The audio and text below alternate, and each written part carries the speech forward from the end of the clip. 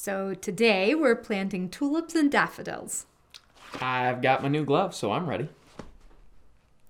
Yes, we have new gloves and flowers. So let's get started. Step 1, till the soil. Now, because we called Georgia 811 before we replaced the mailbox, we knew that our cable provider actually had their cable line running really close to our new mailbox.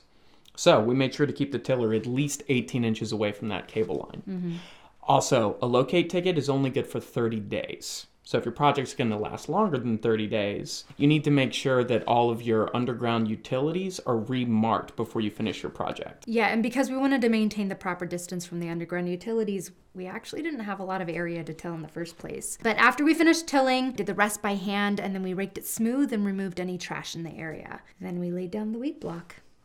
Step 2, location for your flowers. I love that you're still wearing your gloves. Yeah. Cut a hole in the weed block and then use a spade to dig a hole for your flower bulbs. Then put the flowers in and cover up the bulbs. So normally step 3 would be to cover the weed block with dirt or mulch, but we decided that we want to install a soaker hose kit, so we're going to hold off on that for now. I almost forgot my garden gnome.